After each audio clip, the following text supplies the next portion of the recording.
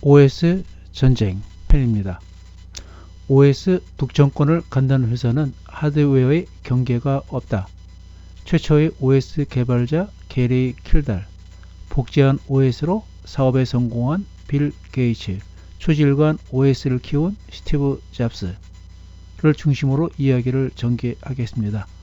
여기에 카메오로 등장하는 IBM은 개인용 컴퓨터 부분은 매각하고 슈퍼 컴퓨터 부분은 여전히 개발하고 영업에 성업 중입니다.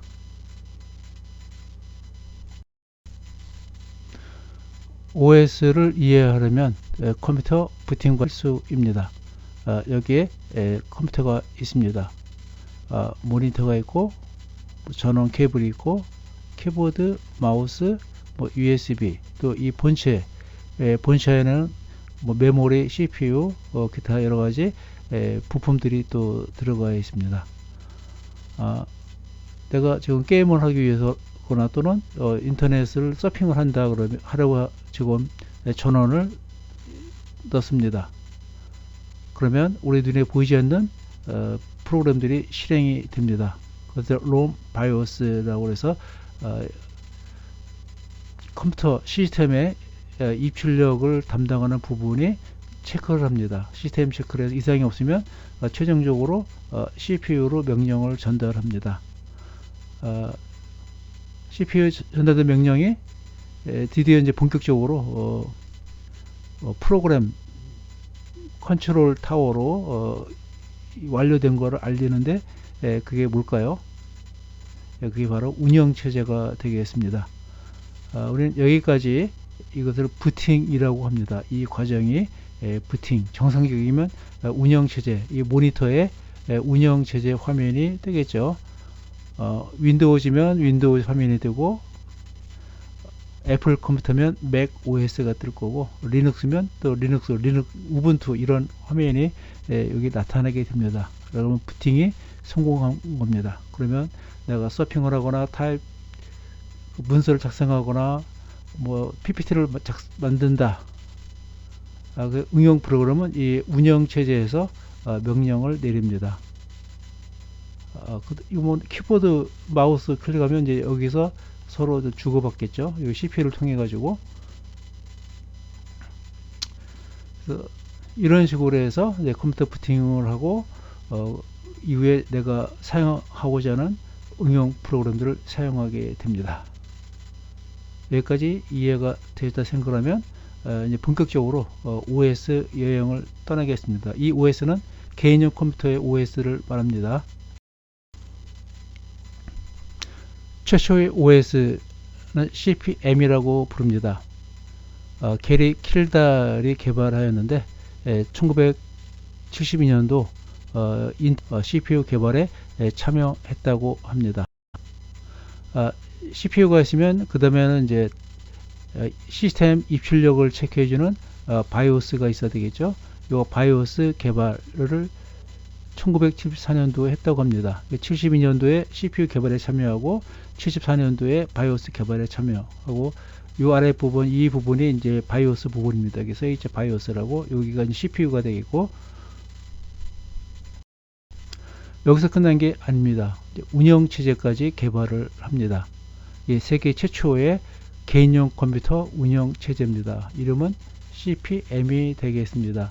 CPU를 개발하고 바이오스를 개발하고 이어서 운영 체제까지 개발을 합니다.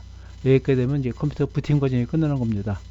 이후에는 응용 프로그램들이 이제 각각 개발해 가지고 이제 탑재시키면 되겠죠. 대단한 사람 킬달 이름을 꼭 기억해 주기 바랍니다. 이렇게 해서 지금 게리 킬달의 운영 체제가 대중적으로 퍼지게 됐는데 시애틀 컴퓨터 회사의 프로그래머였던 팀 패터슨이라는 사람이 요 CP/M을 클론을 해서 다른 CPU의 운영 체제로 이식을 하게 됩니다. 게리 킬달이라는 CPU는 인텔의 CPU였습니다. 이게 CP/M 최초 운영 체제였고 모토로라사에서 만든 CPU가 8600 이런 CPU가 나오는데 여기에 작동할 수 있게 요 CP/M을 카피를 했어요. 요게 이제 소문이 나서 어떤 사람이 책에 게리 킬달의 CP/M을 팀 패터슨이 복제한 거다. 그래서 재판에 넘겨졌는데 재판에서는 카피본이 맞다는 판결이 내려졌다고 합니다. 이제 세 번째 이제 OS가 등장하는데 오늘날까지 이제 가장 인기 있는 제품이 되겠죠. 애플 2. 애플 1은 반제품이었고 애플 2는 완제품으로 시장에 등장해서 성공적인 데뷔를 했다고 합니다.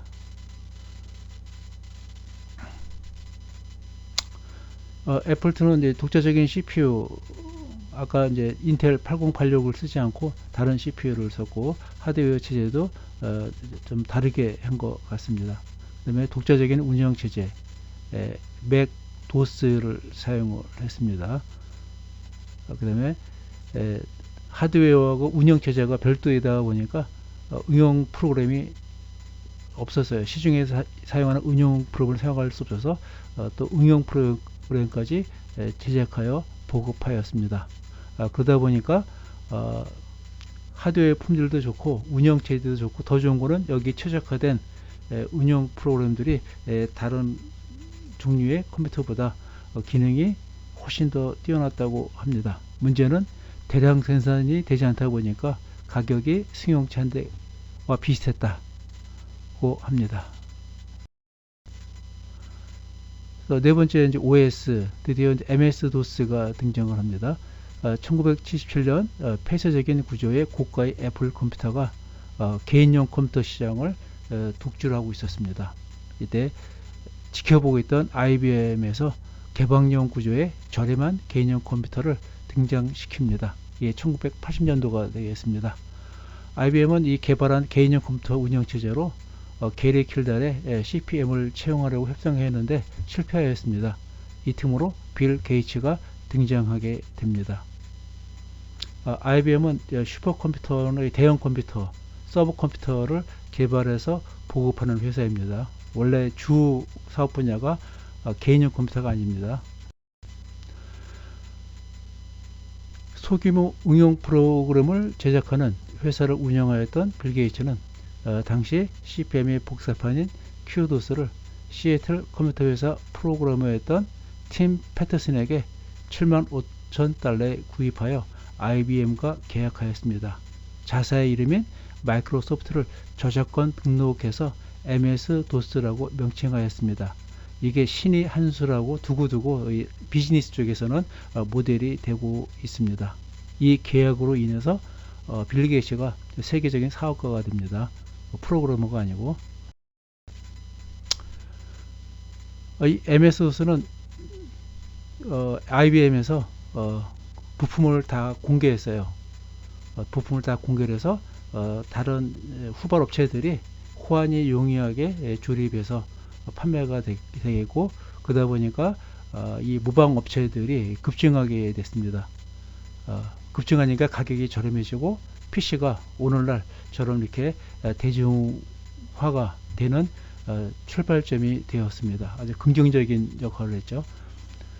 반면에 핵심 기능을 공개하고 특허료를 받지 않은 IBM은 사업이 오히려 침체하게 돼서 시장에서 퇴출됩니다. 죽은 자와 살아남은 자. 이렇게 1970년대와 1980년대 수많은 개인용 컴퓨터 회사들이 등장하였습니다. IBM, 델, HP, 일본의 도시바, 히다치 이런 전자 회사들이 부흥했다가 사라지거나 명맥만 유지하고 있습니다. PC 대중화를 이끌었던 IBM의 PC 부분을 중국의 신흥 컴퓨터 회사인 레노버가 인수하기까지 했습니다. 물론 IBM은 특허를 개방하지 않은 슈퍼컴퓨터 분야는 여전히 세계 최강으로 보급하고 있습니다. 당시 무대 뒤에 있던 스태프와 같은 역할을 하던 OS 제작 회사인 마이크로소프트가 어느덧 무대 위의 절대 강자로 세계 1위 기업으로 등장하였고, 이어서 하드웨어와 OS의 독자 노선을 꾸준히 지켜온 애플 컴퓨터가 게임 체인저로서 새로운 세계를 열고 있습니다. 살아남은 두 회사의 공통점은 OS입니다. 하드웨어 회사들은 시장의 부심에 따라 흥망성쇠의 길을 걷지만 OS를 갖고 있는 회사는 흔들림 없이 지속적인 발전과 시장의 주도권을 잡고 세계의 변화의 주역이 됩니다. OS는 기술 발전의 키라고 할 수 있습니다. OS를 탄생시키고 키우는 회사는 살아남습니다. 우리나라에도 OS가 언제 탄생할까요? 예, 여기서 마치겠습니다.